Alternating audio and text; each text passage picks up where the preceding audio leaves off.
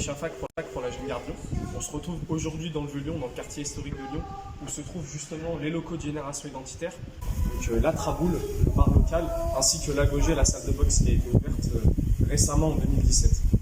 Certains d'entre nous, le local de la Traboule, c'est un projet sur lequel on est maintenant depuis plus de 10 ans. Maintenant, depuis 12 ans, ça a commencé en 2010, juste après la fermeture du Bunker Corps, local néo-nazi qui avait été ouvert dans le 7e arrondissement de Lyon.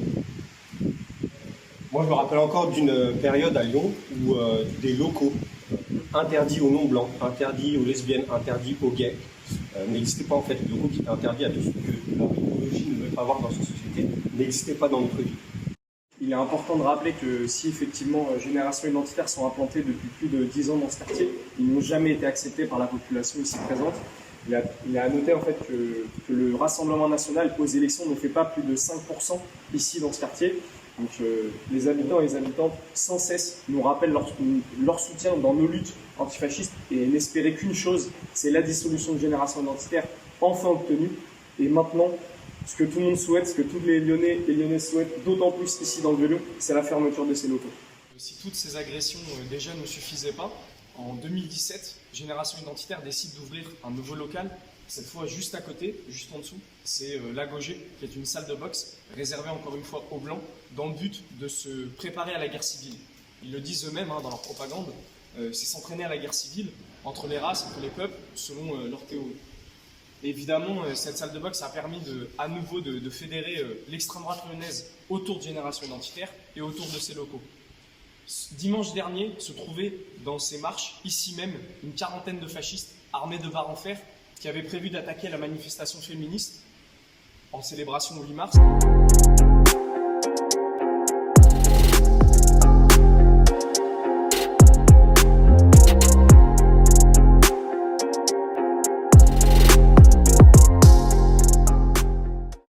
Entendre déblatérer Génération Identitaire, notamment sur les chaînes de Bolloré, avec Thaïs Descuffon, leur porte-parole, qui répétait sans cesse devant les médias que Génération Identitaire n'avait jamais subi de condamnation. C'était un véritable mensonge, puisque justement, un cadre de Génération Identitaire, bien connu des Lyonnais et des Lyonnaises, qui s'appelle Olivier Marat-Laflèche, en 2014, a donné des coups de couteau à des mineurs, plusieurs coups de couteau, au sol, alors que ces mineurs étaient pourtant roués de coups déjà par une vingtaine de fascistes, et celui-ci a été condamné par la justice. Donc nous sommes ici à une centaine de mètres de la Traboule qui se trouve par là-bas. Nous sommes juste à côté du tribunal des 24 colonnes et sur les quais.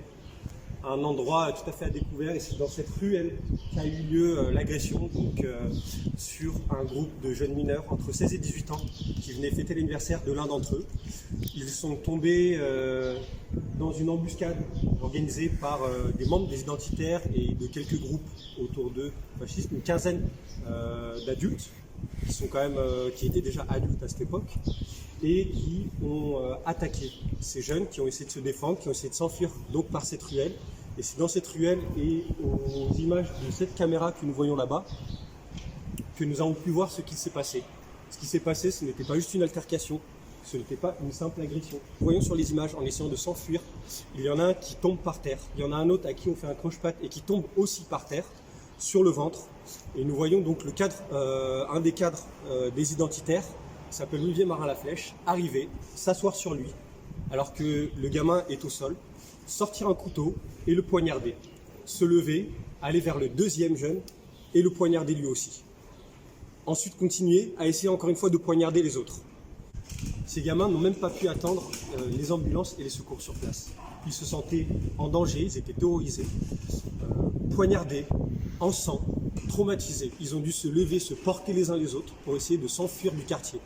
C'est-à-dire de ce quartier de Saint-Jean qui à l'heure actuelle est considéré à Lyon comme une zone de non-droit entre les mains de l'extrême droite. Ils ont été obligés de sortir et de s'enfuir, sortir du quartier pour se sentir en sécurité. C'est là que nous les avons retrouvés. C'est là que nous avons récupéré donc, ces jeunes, pâles, en sang, à moitié en train de s'écrouler. On a pu les prendre en charge, on a appelé les pompiers et l'ambulance qui sont intervenus.